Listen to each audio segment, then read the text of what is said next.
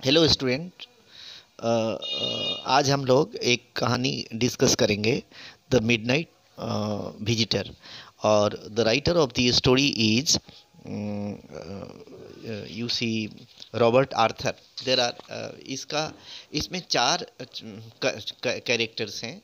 Ausable है, Fowler है, max है, और एक हेनरी है, हेनरी वेटर है।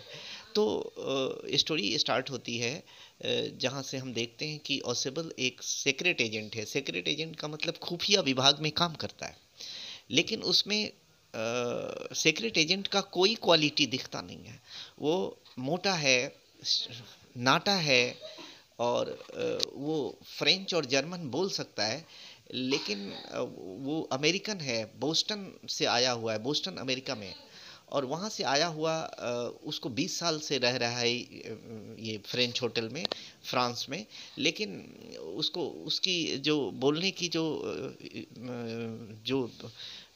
लफ्ज़ है, उसमें अमेरिकन एक्सेंट पाया जाता है। और फाउलर एक राइटर है, एक लेखक है। वो ऑसेबल के ज़िंदगी से कुछ मटेरियल्स लेना चाहता है, एक स्टोरी लिखना चाहता है। लेकिन जिस होटल में ऑसेबल रहता है वो फ्रेंच, ये बहुत ही घटिया होटल है।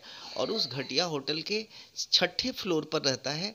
मतलब कि वो जिस रूम में रहता है वहाँ का साइट सीनरी भी अच्छा नहीं है। टॉप फ्लोर अच्छे नहीं माने जाते हैं, तो टॉप फ्लोर 6 फ्लोर में रहता है।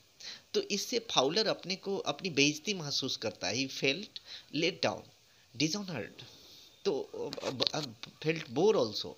अभी उसके बाद में क्या होता है, वो उसका पीछा करते हुए जाता है, और जहाँ उसको कुछ मैसेज मिलने हैं, ऑसेबल को कुछ मैसेज मिलेंगे, खुफिया जानकारी किसी से लेनी है। तो फाउलर सोचते हैं कि वो ऐसे होटल में जाएगा जहाँ एक तो हल्की डार्कनेस होगी, ब्लैक ब्यूटीज आएंगे, वाइन होगा, ड्रग्स होगा, कभी कभी गोलियां चल जाएगी। ऐसी सिचुएशन का की वो कल्पना करता है। कौन करता है? फाउलर करता है। लेकिन इस तरह की कोई स्थिति ऑसेबल की ज़िंदगी में नहीं आती है, और उस दिन नहीं आता है। और वो जब दोनों होटल में आते हैं, और इसलिए फाउलर बोर हो गए, क्योंकि उनको कोई मटेरियल नहीं मिल रहा था। लेकिन जब वो दोनों होटल के 6 फ्लोर के उस कमरे में घुसते हैं जिसमें ऑसेबल रहते थे, उस कमरे में जब घुसते हैं और जैसे ही स्विच ऑन किया जाता है, लाइट जलती है, तो उस कमरे में एक युवक खड़ा है जिसके हाथ में पिस्तौल है। और वो है मैक्स। मैक्स भी सीक्रेट एजेंट है, लेकिन वो क्या है कि एक पेपर आने वाला है उस रात ऑसेबल के पास, जो रिलेटेड है मिसाइल से।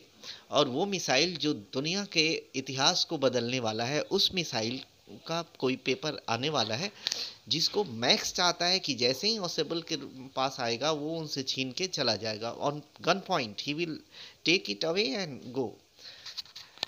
देन मैक्स उनके रूम में घुसा कैसे?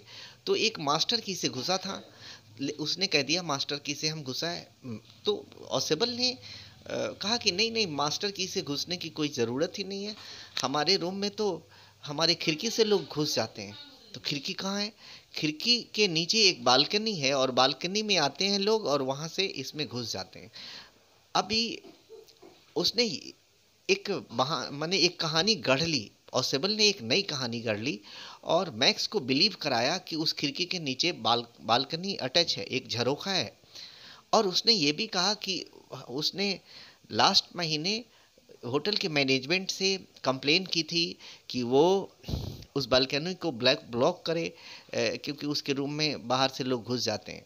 पहले भी ऐसी घटना हुई थी। इस तरह कहानी बना के मैक्स बिलीव कर लेता है कि there was a balcony under the window.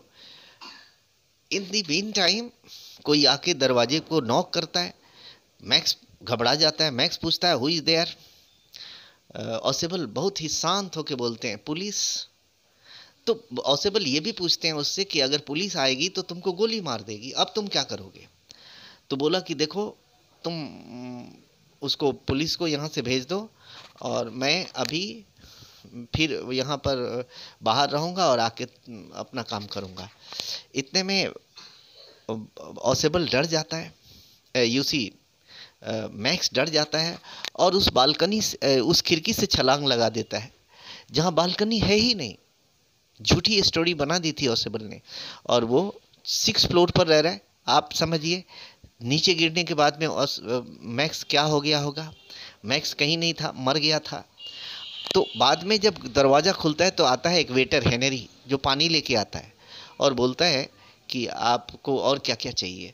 तो इस तरीके से ऑसेबल एक मास्टरमाइंड होने का सबूत देता है। वो एक्चुअल स्पाई है, सीक्रेट एजेंट है, इसका सबूत देता है।